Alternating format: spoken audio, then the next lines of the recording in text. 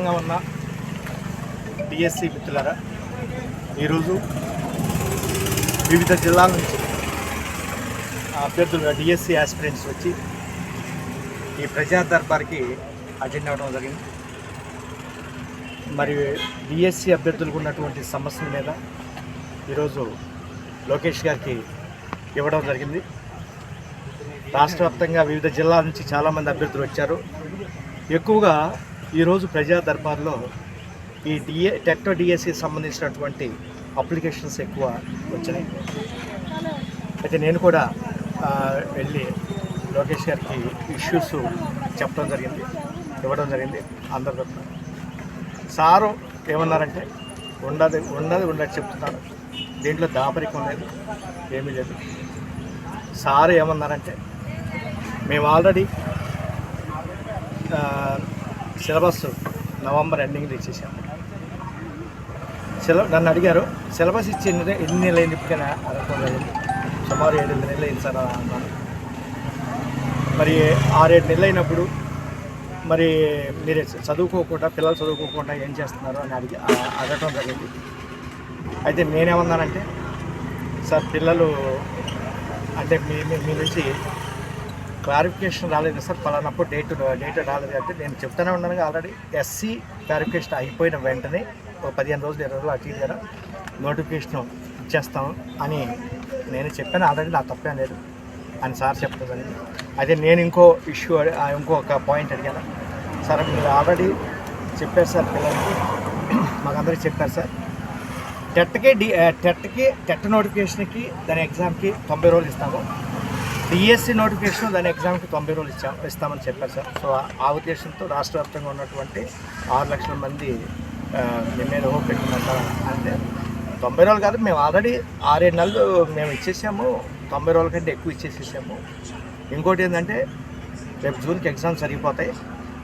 అదే మాకు కొత్త పిల్లలు వస్తారు, టీచర్స్ రిక్రూట్మెంట్ జరగాలి, అదేవిధంగా కొత్త స్కూల్స్ ఇవన్నీ ఎస్టాబ్లిష్ చేస్తున్నాం. కాబట్టి దీంట్లో మార్పు లేదు. కాబట్టి జూన్లో ఎగ్జామ్స్ జరిగిపోతాయి అని చెప్పడం జరిగింది. కొంచెం చూడండి సార్, పరిశీలించండి సార్ అని అంటే నో క్వశ్చన్ అట. సో దీని మీద ఆల్రెడీ వెనకొచ్చేది లేదు. కాబట్టి జూన్లో ఎగ్జామ్స్ జరిగిపోతాయి అని చెప్పడం జరిగింది. కాబట్టి ఈరోజు చాలామంది టెట్ డిఎస్సి మీద మరి మెమోరాండమ్స్ ఇవ్వడం జరిగింది, ఎక్కువ పర్సెంట్. సో దీని మీదే రావడం జరిగింది. ఇంకోటి వయోపరిమితి కూడా అడిగారు, నేను కూడా అడిగాను. ఆల్రెడీ పెంచేసాము, 44 కమిట్మెంట్ అయిపోయింది. సో దాంట్లో మార్పు ఏముండదు, వయోపరిమితిలో మార్పు ఏముండదు. ఇంకోటి నేను చెప్పడం జరిగింది, ఇంకోటి ఏంటంటే సార్ వెబ్లో చాలా సమస్యలు ఉన్నాయి, కొన్ని తీసుకోవట్లేదు. అదేవిధంగా percentage issue, OCs percentage issues ఇవన్నీ ఉన్నాయి సార్. మరి వాళ్ళకి ఓసీస్కి ఓపెన్ కేటగిరీలో ఉన్నటువంటి వారికి 50% ఇచ్చారు, మరి ఇప్పుడు తగ్గిస్తూ ఉంటున్నారు.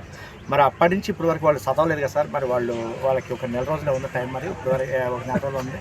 మరి ఈ నెల రోజులు ఏం చదువుతారంటే అది సంబంధం లేదు, నేను ఆల్రెడీ ఇచ్చేసాము, మేము ఇప్పుడు ఇప్పుడు అవసరమైతే ఎన్ని సెటిలైట్ చేస్తాము.